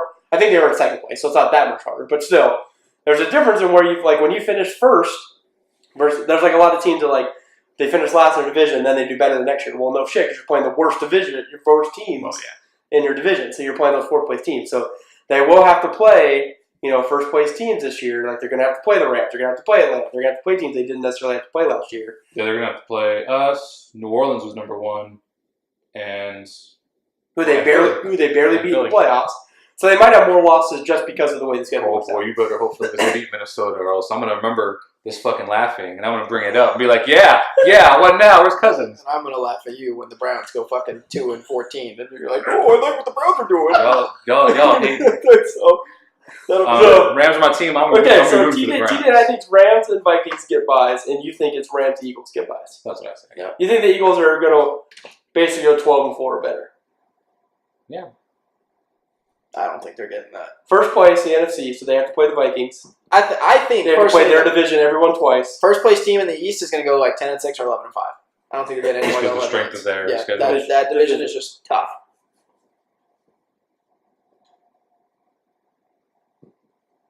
Green Bay, Detroit, Chicago. I don't know. Minnesota can still lose any of those games, though. Maybe not Detroit. But. Yeah. I think they're going to walk all over Detroit. Say Green Bay and The other Mr. thing I will say Chicago. this is that the NFC East has one of the tougher AFC schedules because they have to play the AFC South. So they have to play the Titans, the Texans, the Colts, and the Jaguars versus where you might play the East and you'll lose to the Patriots, but then you'll run over the other 3 teams. Mm-hmm. I don't know. You can't be that high on Chicago being 10-6 and not expect them to at least beat Minnesota once. I do think they're going to beat Minnesota once. Yeah. I still think Minnesota will win the division, though. Well, no, I agree with that. That's what I'm saying. I don't think they'll be number 3. I'm Okay. Whatever. So yeah, agree to disagree. we have But you will fucking hear LA. Philadelphia beats them. LA. So we have Rams and we all have Minnesota. Rams getting a bye. Yep. And TJ and I have Minnesota getting a bye, and Anthony has Philly. Philly getting a bye. I've got Philly finishing 3rd, Yeah. I have Atlanta 4. and then I have Atlanta 4. Yeah, which means I then have Philly. It's going to be Oh, all the God. wild card games this year. I think are going to be division matchups because I think Philly, playing the worst wild card team, will play the Giants. The Giants. How do you feel about that, Mr. Bear? I do think that one of the 2 wild card teams will come from the East. Yeah, I think, and my vote is. I already put Giants second in that division with 3. That's so right. You put them over They got Dallas. to make the playoffs. I actually lied. The other matchup won't be division because I think it'll be Falcons-Packers. I think it'll be Falcons Bears, and I think it'll be Philly and Mine will be New Orleans. Sad. So you don't think the Packers are making the playoffs? No. But you're about to say you I don't don't. think the Packers are making the playoffs. I am saying I don't think the Packers make the playoffs. Even with Rodgers back, there's health concerns there. He doesn't have all the same weapons. Defense is fucking balls.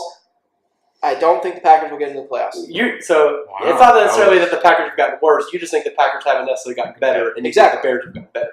Yes. So yeah, I think it's opening weekend. It'll be Atlanta playing the Packers, and then it'll be Giants playing the Eagles. I'm torn between the other Giants wild card are team. one, I think it's going to come from the East, but the South could put one up. The way I see it is this: So I look at say to the other team are debating against Dallas because you think the other team's come from the East. I think Eli Dak is a wash because I think Eli's probably a better thrower, but Dak can run. Zeke probably right now is better than Barkley just because Zeke has already done the NFL, but I really do think Saquon Barkley's a Barkley's monster. going to be a monster. And I think I'm Giants torn have, between the Giants Giants have and a the way better Skins. defense. I think the Giants have a way better defense. For whatever than Dallas. reason, I am of the belief that the Skins will be making some noise in that division this year. Maybe, but I think the Giants have the best But defense in that division. I think so. Which is I why, As much as I don't like Eli at all, but I think the G-men will probably which is take why that second I spot. actually would pick the Giants to upset the Eagles and make the divisional round. Really? What? The Giants are good in playoff games. Like if they make the playoffs, like That's their problem. but I think they're going to the playoffs. I get that, but I think they're going to make the playoffs. And defense and running game translate to the playoffs, and they're going to have what could be a top 5 running back this year. Maybe. And they already have a really good defense. And you no longer need, like, to be honest, like Eli, their defense was really good before, but like Eli did have to win them Super Bowl. Like David Tyree made an incredible catch. With the defense and running game, Eli won't have to win the Super Bowl. So if he can play like a managing the game and doesn't have to play like, Peyton had to win in the game, then I think he's serviceable as someone who just manages the game. Maybe. I mean, for me, I was debating between Dallas and the Giants, but then you brought up Aaron Rodgers, and me personally, I think that's enough to make the playoffs. I think they get a wild card spot, Green Bay. I don't think he has the LeBron type effect where he takes them solely by He's had himself. That's what exactly. Last That's two- what last he's like had. 4 years. Yeah. But no, he had help around him in those years that they were Who dominating. did they have last year? That team was awful. Did they make the He playoffs was when Jordy injured. Nelson was down? Didn't they make the playoffs last year? Or no? No, no, they not didn't? last year. No. Well, then he was injured. That's why they didn't make it. They still almost made it because I thought they did. So they must have been They- close. they almost- Because you thought they did. means They almost made it because when he came back, had they won out, they might have. But he loses the first game he's back, so they just sit him the rest of the time. It's like I don't think I think they've lost too much, and the players around him just in their overall quality have lowered. I don't think he has enough gas in the tank to take them to a playoff spot. I think they signed Dez and they make the playoffs. That doesn't sound with anybody yet? Nope. Jeez. Nobody wants to deal with his ass. Aaron will. You know where he's going to go? Browns. Exactly. Don't ride the bench for them. And bench, him and Josh Gordon can roll. Brian the and all day. Landry? Oh, God. And Josh Josh Gordon? Gordon. Oh, for all the doobies. Like, No.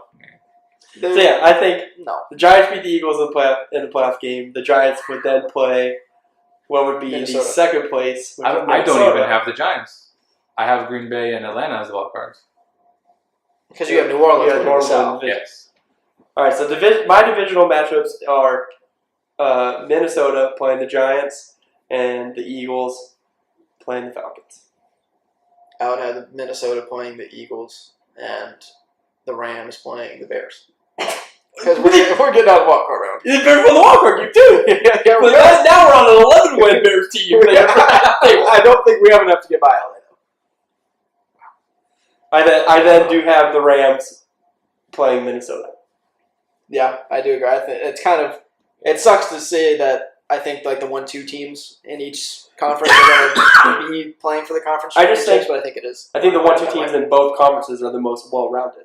Yeah, They have the less weaknesses that I could like. What would be funny is if both wild card teams, if it was the Giants and Green Bay, because now you bring in that experience, that'd be hilarious because they could blow shit up if those two make it. well, it's like we were talking about earlier. You know, even the wild card teams that come in the NFL playoffs, they have a real shot. Of, Yeah.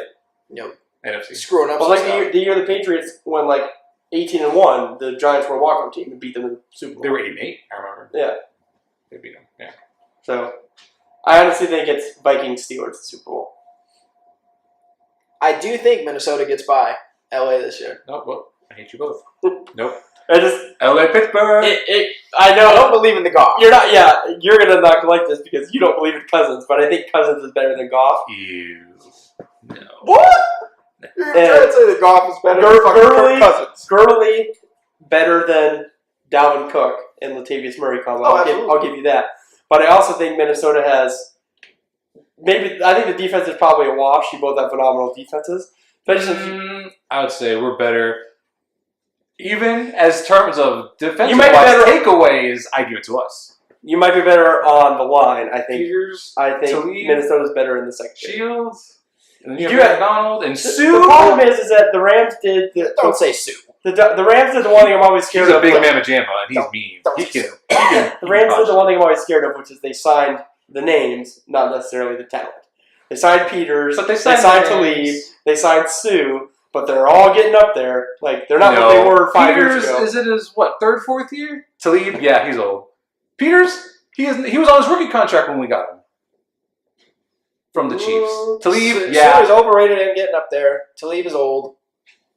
but see, Sue, I don't think he's overrated only because he hasn't been rated the past few seasons. Ever since he left the Lions, he's shown up here and there over at Miami, but that was Wake's team. We gave him a 1-year deal to prove. So because you have That another he still superstar on your deserves team, it. you can just blow dick. So what's he gonna do with Aaron Donald? I'm saying that he wasn't the star. He wasn't the star. He's and not the star he now. wasn't impact. I know he's not a star. That's What the he point is, of your though, argument. My argument is he has 1 year to prove that he's worth the money. And that So you're that saying can he's on cause a a man- contract year, basically. It is a contract year. We gave Yeah. him 1-year deal. Yeah. $12 million, by the way, which is the highest for a year. But yeah, for us. But yeah, it was a 1-year deal. You guys aren't paying Tiger Woods more than $12 million a year. Is he still on a rookie deal? No, he just signed an He signed an extension, but it's still not Well, I haven't thought of it after that. Not really a big Prior deal. to You're that- fucked up. Prior to that, Good. 12 a year was the most for us at that point when we signed him. So I think I still think wasn't that Minnesota. before Gurley and Donald's extensions. It was. So I could be wrong now, which I probably am wrong. Todd Gurley's not making more than a double, Yeah. so there's a serious problem. I still think Minnesota only because I don't know if I believe in Goff yet. I do know that I don't believe in Goff yet. I believe him. I don't think he has enough to Because- take him by the Kirk Cousins-led Vikings. God, well, thank God the season's starting so I can see you guys shut the fuck up. Well, good thing that doesn't happen until like January. But Well, hey, first game, So- first impressions. That being said, I think Rams win it. Minnesota wins the Super Bowl. They'll give me the Steelers. I think I would take it. Well, I would have New England in the Super Bowl, and I don't think they would get by New England. So you think New England wins the Super Bowl again? As much as I don't like to say it, yeah. You think the Rams win the Super Bowl? I think if the Rams play New England would win. What do you think that? Because you said New England wins the Super Bowl. No, I said Pittsburgh. Oh, so you think I Rams? said, well, the only reason why, again, for me, it's 50-50, Pittsburgh, New England, but I think they beat Pittsburgh. I think the AFC, whether it's New England or the Steelers, I think the AFC team will take the Super Bowl this year. Brady can have no one around him. It's still fucking Brady and Belichick. That scares the living shit out of me. That's true, but At don't know. the end of the day, I don't After care if the- you take New England or Pittsburgh. I think either one of those two teams will beat whatever NFC team comes out. Whichever. Whichever. It doesn't matter who it is. I don't care if it's Philly, if it's so what do you think LA. happened in the Super Bowl then? Because it's basically the same Patriots team that lost to an NFC team in the Eagles that I think we would all Without agree Carson with Nick Wentz. Foles is probably a worse team than the Rams or the Vikings will be this year. And they lost them. But the thing with New England is its scheme is Belichick's strategy. It's not just player for player. That's the thing. That's why they Belichick got is them a rings. genius. Well, then Yeah. why didn't they win last year? Belichick Wow. couldn't outsmart Nick Foles? That's a good point. Tom but- Terrific can't catch. You made that very clear. Okay, You regardless, there's some like, plays. I don't know if that catch wins in the game. No, I'm saying, there's things that happen in the game that some players didn't perform the way they should have, or up to the level what they normally do, and that cost them. Because Philly I took honestly- advantage of all the moments that they needed to. I think Belichick got in his own way because he got something with Malcolm Butler happen, didn't play him, and you got lit up. Their best DB. You took your best corner off the field because you didn't play him, whether it was your stubbornness or you broke the team rule. And no one knows what it is because he's not telling people what it is, and you lost. Well, that's You got that's lit very up by Nick Belichick of Foles. him, yeah. Like, And you don't question. so sometimes Patriots get in their own way. I also don't think Gronk's going to be healthy. If Edelman Yeah. can stay off the roids. I agree to that. Which is Maybe. why I said. But again, Pittsburgh if would be in the Gronk Super is Bowl. healthy, I don't think anybody's stopping him. That's a big fatty if. So, And if you're gonna put me in a shootout between any team and fucking Tom Brady led shootout, I'm taking Tom Brady. I don't think if the Patriots play the Rams or the Vikings, it's a shootout. I don't think there's a defense in the AFC that's as good as the Rams Vikings defense. Oh, I'm saying I don't think any defense is going to stop a Tom Not Brady even. and Gronk combo. Well, we don't have them. I can't remember if we have them in the playoffs. Not even Jacksonville's defense. If Gronk is playing a Tom Brady and Gronk offense with whatever fucking random scrubs that they find to play their slot receiver positions, I don't think any defense is stopping them. Yeah, that's the thing. They don't need a player, but they just need someone to do this, run that route. That's it. You do And your they're gonna job. be successful. Exactly. That's like Belichick's whole Exactly. mantra. They don't need. This is your specific job. You do this, we will win. Yeah. Don't get me wrong. When they had Randy Moss, I'm sure Brady was loving the shit out of it. But they didn't Well, obviously, he need threw like 25 him. touchdowns. Yeah, but they didn't need him, which is fucking scary because So yeah, He's looking good. when the Patriots played Jacksonville last year in the playoffs, they won 24-20. that's damn close. Yeah, That's a game that the Vikings, again, who have a better quarterback than Bortles, better offense than the Jaguars, or the Rams, who have a better offense than the Jaguars, could win. I think those defenses are just as good as Jacksonville's. I think the Rams are the best defensive line in football. thank you. I agree. With Sue and Donald, that is a disgusting middle of a defense. And Brockers. I agree. So Rams defense is phenomenal. maybe they go up against the Texans. The Texans have the Rams have the best interior defensive line in football, obviously, and the Texans probably have the best ends. When you have Watt and Clowney, that's just not fair. Well, I don't know, Mr. Bears. How does Mac and the crew stack up? Our Bears defense is solid. Adding Khalil Mack, Akeem Hicks is one of the best defensive tackles in the league. You got we have a bunch of linebackers who are all beasts. Leonard Floyd. Roquan's a rookie. We'll see how he does. Danny Trevathan, and now we add in Mack on that edge. It's like Kyle Fuller, Adrian Amos, Eddie Jackson, the young kid from Alabama, at the safety spots. Bears have got a lot of solid players on the defense. Okay. I don't think they're top 3 like the Rams are, but quite And I would agree with that. Rams are better, and we're gonna end with that note. We've got Rams, Vikings, Patriots, Super Bowl winners. We have 3 different Super Bowl winners. No bias at all. Just saying. All right. Well, that was a lot longer than we expected. That's what she said. Wow. that didn't help now. I wanna thank you. Wow. With that. Hold on, we're gonna take my dad joke. Oh What's my God. Whitney Okay. Houston's favorite coordination? Say it again. What's Whitney Houston's favorite coordination? What? Henna! That's it. We're done. Thank you for listening to the first episode of the Coach Potatoes podcast. You can follow us on Twitter at Podcast Potatoes is the Twitter handle, or you can just search Coach Potatoes Podcast and that'll get you right to us. And there you can find the links for the YouTube and SoundCloud pages. We will be doing these every week. Mondays when the new episodes will drop, so stay tuned for next week.